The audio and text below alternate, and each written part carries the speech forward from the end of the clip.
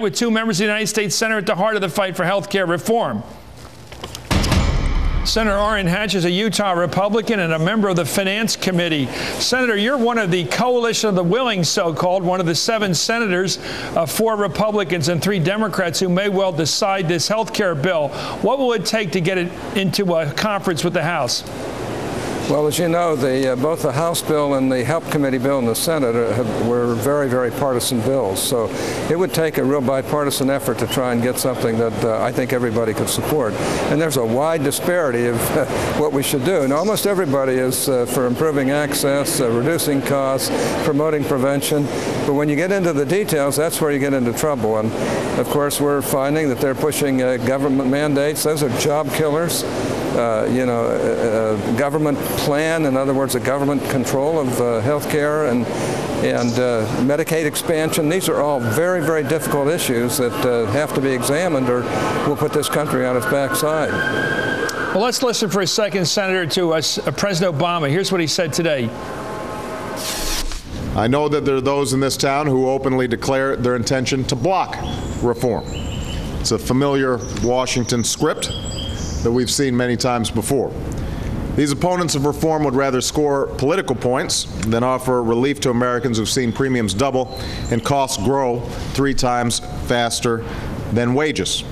They would maintain a system that works for the insurance and the drug companies while becoming increasingly unaffordable for families and for businesses.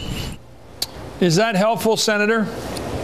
Well, I like the president. He's a very fascinating and interesting man, a very bright guy, charismatic, good speaker and all that. But let me tell you something. He hasn't rolled up his sleeves and gotten involved in this thing, and that just sounds like criticism that is general in nature but really doesn't hit what's really going on here. Look, we're worried about having the government take over health care in this country.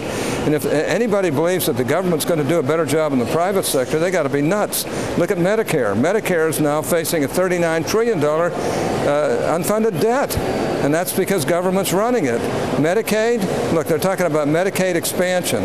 If we go with either the House bill or the Health Committee and the Senate's bill, my gosh, you're talking about moving all kinds of people into Medicaid, which would destroy the private competitive market. And not only that, but in the end, you wouldn't be able to cover the 47 million people they claim have to be covered. The fact of the matter is that there would be about 33 million not covered if you take the Health Committee plan without moving them into Medicaid. If you move them into Medicaid, you'd still have 15 to 20 million people who would not be covered. To be honest with you, we need to work in a bipartisan way. This is 1/6 of the American economy, and all we're hearing from the president is more taxes, more government, more spending, and more budgetary deficits. And that's why when the Budget Committee chairman, Doug Elmendorf, who was appointed by Democrats, by the way, and who's a terrific guy, very honest, when he came out and said, look, all you're going to do is add more to the deficit, you're going to have more spending, and in the end, you're not going to do as much as you're doing now. I mean, in all honesty, we've got to work together in a bipartisan way if we're going to solve 1/6 of the American economy's problems. If you're going to get a lot of young people and healthy people to join this healthcare system, and I'm for it myself, I mean, my kids should join. They're in their 20s, 2 of them are. If they would join, they'd be healthy and young, and they'd be a good bet for a healthcare system. What about tying that together with something like you have on the Hill, a credit union, something that it's a cooperative without a lot of, it would have full transparency. You go into it, it'd be a shared risk, a lot of healthy people in it. It might be a good deal, in fact, for everybody. What about that kind of a cooperative as a compromise between no public option and a public option? Well, Senator Conrad from North Dakota has come up with this co-op approach. It's much easier spoken of in generalities than it is in putting it into practice. But the Democrats are insisting that there has to be what they call a public option or a government-run health care system.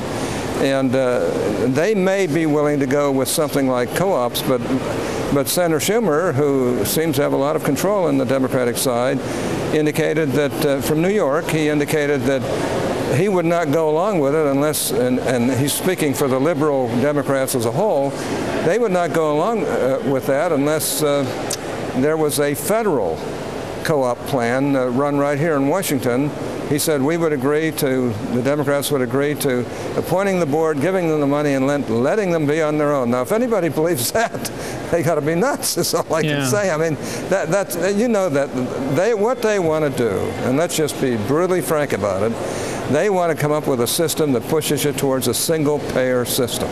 Single-payer means that the government decides everything. Now, like I say, we see how the government has fouled up Medicare, Medicaid, with the debts and the debt structure and the unfunded liabilities. If you think government's going to do it, my gosh, you haven't looked at the past. Okay, Senator, thanks for coming on. Can you throw me a bone by saying that you're headed towards voting for Sotomayor for the Supreme Court? Well, I'm still undecided. Literally, it's one of the most difficult problems I've had because I want to be fair. I like her very much. I like her family. She has a great life story, but I got to admit there are a lot of troubling things about her testimony that have really bothered me. So I'll have to make up my mind by next Tuesday, and I'm reading the cases. I'm doing everything I can to be fair. You know, I want to be fair, but on the other hand, I got to say there are a lot of things that bother me. Okay, thank you very much, Senator Orrin Hatch of Utah. Joining us